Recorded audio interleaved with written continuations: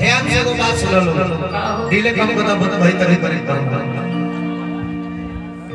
आज नियम सिस्टम अलग हो गए 40 साल पहले के बात अभी हम बताओ था कान खोल के सब लोग ये बात सुने आज से 40 साल पहले कोई भी शुभ काम होता रहे आज के सिस्टम क्या हो गया जागरण होके गृह प्रवेश होके चाहे के करो घर में नरकटी होके लड़का के हां जी चाहे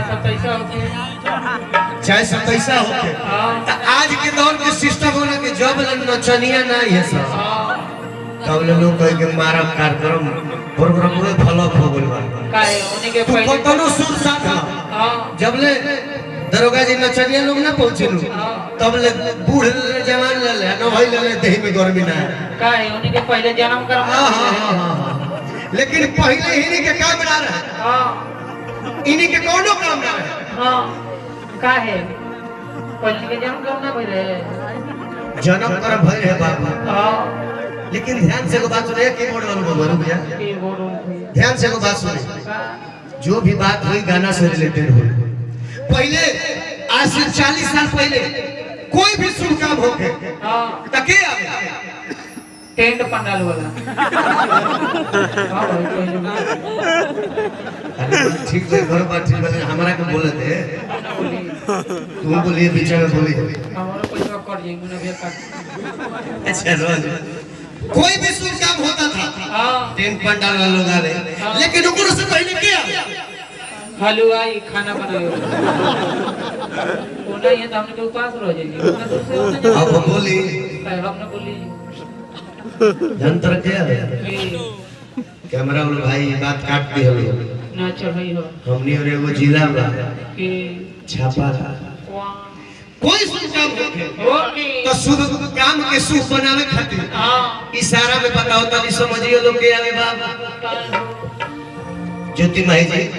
रहो ध्यान दे देखत राम रहुआ खाली के आवे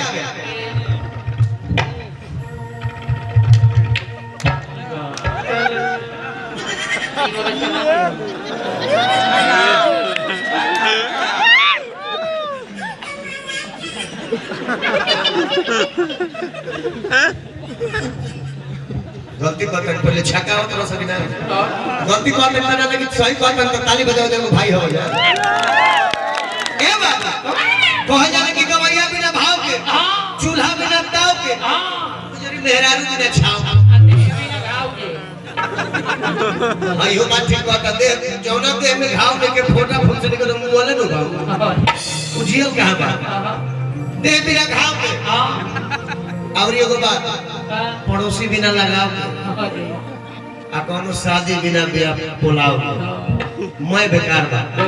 लेकिन पहले जब लौंडा आवस तो अगर नचनिया लोग मंच पर चढ़ी न तो छपा छपा चढ़ जे सकी ना भाव के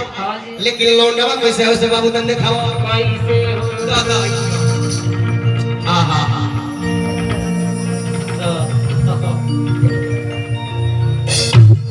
हाय हाय ये तो जो करे ताने होने में घूमे आए आए आए ये लड़की होना क्या करके चलाता नहीं कैसे मार वहां तो कर रही ए बाबा जब लौंडा लोग मंच पे आवे तो जो उनके साड़ी होके साड़ी उस साड़ी को मेड़ी तक ना होके ये वाला गीत हम जोन गाओ तनु हो गाओ लेकिन वो कैसे गावे सब उनके साड़ी कहां तक रहे हमेशा साड़ी ठेहुना तक रहे ठेहुना तक ना रहे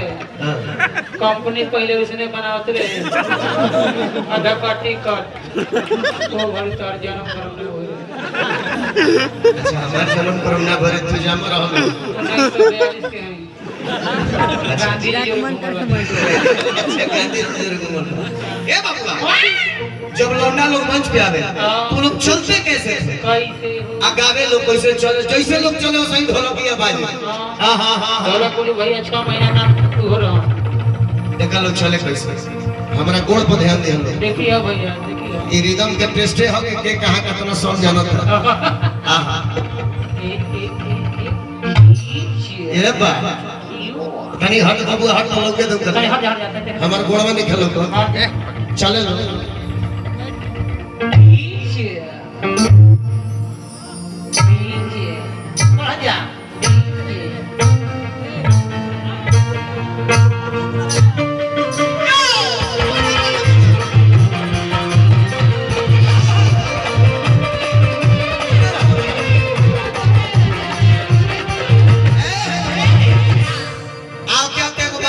का हो कि आज दिन शुक्रगुजार है हाँ हमें इस महाजन कमेटी में बुलवाया है हाँ जी नौडिया की धरती पे बुलवाया है हाँ जी मरकरी लगवाए हैं अरे बोले तो हम लोग के नौडिया की धरती पे बुलवाया है हाँ इस धरती के तमाम जनमानस को हाँ जी लहे लहे दिल से कोई ना देखा उन्हें की शुक्रिया था पहले आके नाचत ना रोले हसे हाँ कैसे के लहे लहे दिल से हाँ जी अब तोपत कर रहे हसे का तहे तहे दिल से कोमल कोमल दिल से शुक्रिया अदा करते